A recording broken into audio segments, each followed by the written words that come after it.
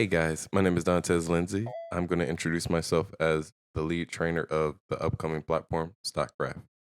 I'm going to give a beginner video on how to install the software, how to set up a scanner, open a chart, save and upload workspaces. We'll introduce other criteria down the road, but for now, I'll just give you the general framework and how to play with the software at the moment. First things first, installing the platform. You're going to receive a zip file once the transaction goes through.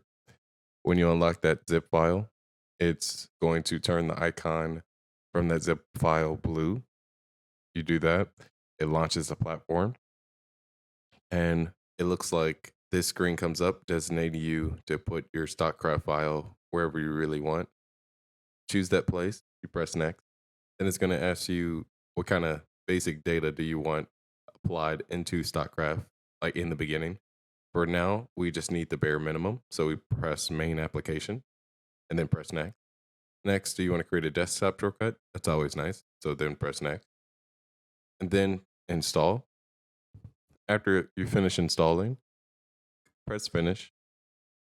If everything goes right, a window should pop up asking you for your email and your password. Put in your credentials. Then you should come up with a gray screen saying Stockcraft building better traders. And at the bottom left, it should say connecting to server. Now, the alternative is it says access denied at the bottom left. That's where something went wrong. And if this happens and you can't troubleshoot the problem, go to support at stockcraft.net and they should be able to help you and give them 24 hours or up to 24 hours before sending another email. So this is the platform. This is Stockcraft. I'm just going to play with the platform for right now. First things first, how do you open a chart?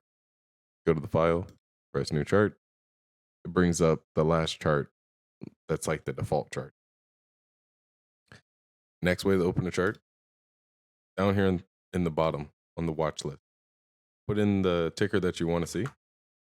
In my case, I put in BBIG. Double click it from the watch list, and then it pops up on the screen. So that's two ways to open up a new chart. Another way would be anything in here highlighted, and then you press file and press new chart. Then it brings up the last thing highlighted here in the list. So over here in the market overview, you have one function as the watch list, and the second function would be a scanner. For the scanner, I like to have personal names for mine, so I'm gonna stick it to Big Head Baby as my name. Then I'm gonna open the scanner with the little magnifying glass right here. A second way to open the scanner would be to go to the top, press scanner. And as a part-time day trader in the Dux Trading LLC, I try to stick to the NASDAQ market, and the time frame would be 1 day. When it comes to like this column of time frame, it really depends on what type of trader you are, but just know that the time frame goes backwards. And so again, I'll stick to day instead of going here to minutes or hours for intraday. And then let's go to the signal list to where you can put any custom signals in later, or you can expand the signal list with parametric. But for now, I'll stick to the legacy where it's built in signals, just so I can make sure the temporary files that are stored here on the NASDAQ go through quicker. And then the temporary files and built in signals are going to like come together like much faster. Example of what that looks like is, let me just create my basic criteria. So like I want, a lot of volume compared to the previous day. I want like a specific like RSI, so I know that it's overbought and then it crossed over that threshold several times. I want the minimum extension because I'm trying to go short and stuff, and so I want it to be worth. Ooh, here's a body and wick candle. I'm pretty sure I can make a hammer candle out of that. I could just get as specific as I really want with this. Another thing I'd like to like specially point out would be the pre/post market signal. This is really useful for the people in the Dux Trading LLC because we like to have data in the pre-market and post-market. In my case, I'll look at the volume in the first 30 minutes is greater than or equal to the pre-market volume and come up here to the time frame, make sure that's set on the day. And, this just becomes a factor or indicator that I'm just really interested in. And when everything's all said and done. I got everything set up. I press scan. Those scans come up over here in its own separate tab, and it's scanning through. You can see there's hundreds of tickers right here. And when it finds something that like fits the criteria that I put in, it's going to highlight it. Now, when it's screening through all these tickers, it's a good idea to have a default criteria set the night before and then run the scan the night before, because this can take a while if the stock files aren't temporarily stored on the platform already. But when it does pop up on your scanner, just look through the scan results and it should be highlighted. Like I just saw one. There we go. Here's one called ABA. Uh, this basically just shows you all the statistics I was talking about before and how it fit the criteria that I put in for like my minimum personal criteria.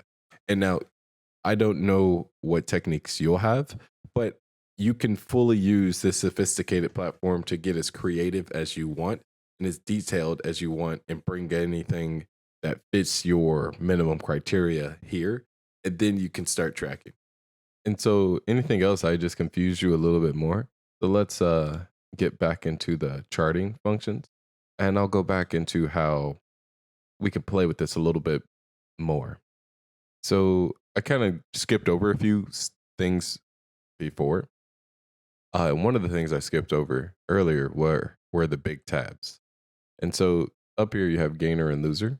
This is one of your screeners, like very default screener for those that don't want to play with the screener I showed earlier.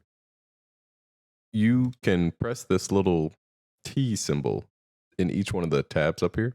And on the right, it'll show you the built-in click filters that you can apply that are directly based off of that day's data. Or you can apply your own where you can get really detailed in like a coding kind of way, greater than, equal to, not equal than, this is blank, or very conditional kind of statements. And in my case, I just usually go for, I just want to see things above 20%. And yeah, it works. If this is for those that want to keep it simple and just have it like right there, this scanner's always there. And if it's in the way and you don't like it, just press auto hide. Everything goes to a tab up here. And the same thing applies with the charts to where, if you want to keep it as clean as possible, let's say I turn this one into GME, I open BBIG, and I'm like, you know what, SPY, I don't need that right now. And I just press auto hide. It comes over to this ribbon on the left, and a beautiful chart is hidden. And so whenever you want to see it, you just hover over to this ribbon. And when we get into like the nitty gritty or the details, there's a few limits you'll have to know in the chart. Basically, the limit is above 30 minutes. You can't see as far back if you don't increase the first filter on how much data you see. And so what that means is, like, once you go to 3 months, if I do like 1 day, I can see all the way back to June. What if I go to like 1 hour? I can see the June. If I go to 15 minutes, it's also June. So like everything below 3 months, that's easy for me to see. Until I get into like minutes, I probably. And see, now it's taking a little bit longer because there's more data involved. And like, they're getting real detailed. Like, you see that? That's looking pretty good. And then another detail to keep note of would be this green going into the blue. You can flick shaded or transparent to show, you see how this is highlighted? To show the candles being highlighted in the aftermarket. But I don't trade the aftermarket, so I'm just going to leave that transparent for now. So back to the limitations. If you want to see more, you're going to have to go above the 30 minutes on this second one, because the limit is basically, if I go to a year and I have the 30-minute on the second filter, I only can see back to May. And so I can't go back. I can zoom in, but I can't go back any longer. So I have to take this to like minimum a day once it goes above the 3-month mark. And now I can see as far back as I want. If anything, I can go all the way back to 20 years ago. And that's pretty cool. That's all accurate data. Now, other than that, I can summon lines, and that's how we do it in the platform. We summon the lines, click on the points to adjust it the way you want, and click and drag wherever you want. And if you're anything like Steven Dux and you like to teach your students and create a screenshot, I created one earlier for BBIG, and like this is what it looks like when you take the screenshot. You can share that with your students later. And so in these workspaces, you can save your workspace. I saved mine as Bald Devil, and then you can open them back up, uh, all in the same place. In the future, this isn't something that's in the platform now. We're going to be able to trade inside the platform. And basically, you'll come up here to the trade button. It'll bring up this order window.